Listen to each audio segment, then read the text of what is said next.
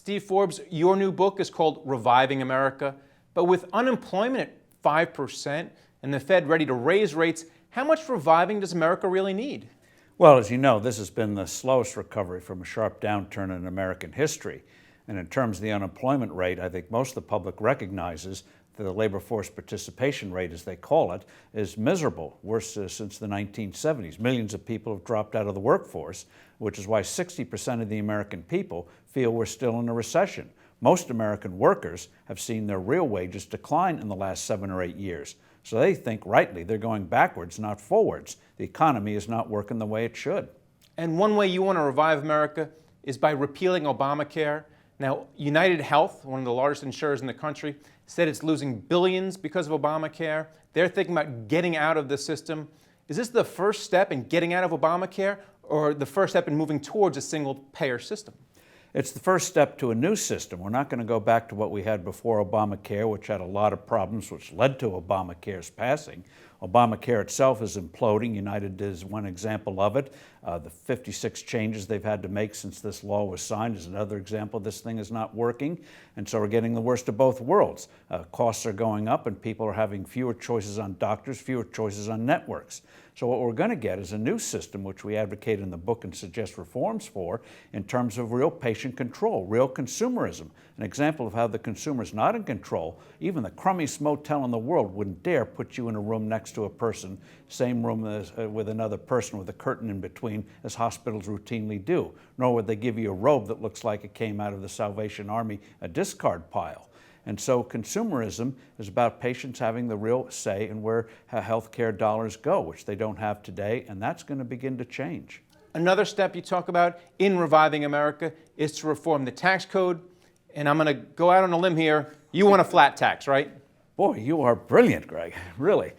Yes, and the tax code is not just an economic abomination in the sense that it slows the economy down with this hideous thing, but also it's moral. When you think of the 6 billion hours a year we fill out tax forms, which the IRS estimates, the $300 billion a year we spend complying with this code, just go over a generation. Take those tens of billions of hours, literally trillions of dollars in compliance costs, and imagine if that money, those resources, that brain power had been applied to new products, new services, new medical devices, new cures for diseases, how much better our lives would be, the world's lives, the people of the world would be, if those resources had a productive use instead of this wasteful tax code.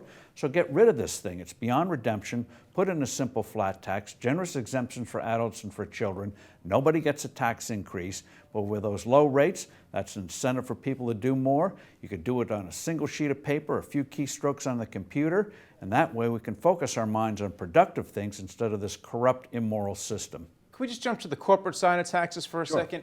How would you prevent inversions? Because that's a big thing right now with the Allergan-Pfizer deal. Well, you have inversions because the U.S. has the worst business tax code in the world. And even Democrats outside of the White House recognize this thing has to be changed. And the flat tax deals with it brilliantly, effectively, simply. Lower the top rate from 35% to 17%, instant write-off of capital expenditures. You do that, you'll see capital pouring in, companies changing their address from Ireland to the United States rather than the other way around. And companies do inversions so they have more resources to grow their businesses, which is what we want. And a third point in the book is that you want to reform the Federal Reserve. Now, they did a pretty good job during the financial crisis in 2008 when the executive and the legislative branches, they weren't really doing a lot. So is the Federal Reserve just a break glass kind of organization for you?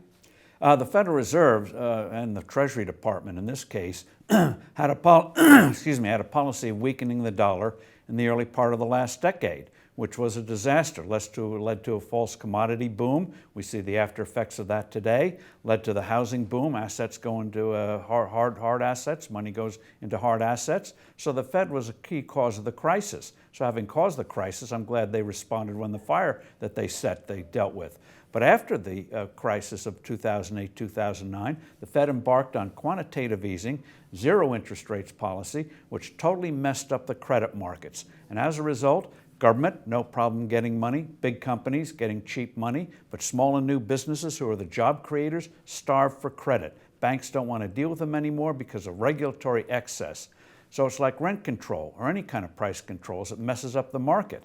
So in the name of saving us, the Fed is a key contributor to the sluggish economy we have today, 2%. I mean, that's like the way Giants play football. It's just not going to work.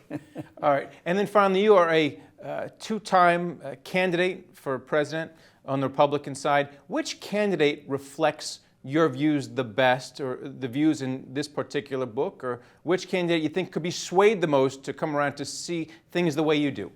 Well, I feel like I'm in the dating game, looking at these various candidates, 14 of them, to see which one I might choose at the end of the day. I haven't made a choice yet. I see attributes, good attributes in each one. Senator Ted Cruz gets it on what's wrong with the Fed. He and Rand Paul and others have flat tax proposals, so I like that. On Obamacare, getting patient control again. Some are further than others. So I'm trying to nudge all of them into the right direction so we get those three big reforms to get the economy growing at 5 or 6% a year instead of the 2% we have now. Thanks a lot, Steve Forbes. Thank you, Greg. Appreciate it. And thank you for watching The Street.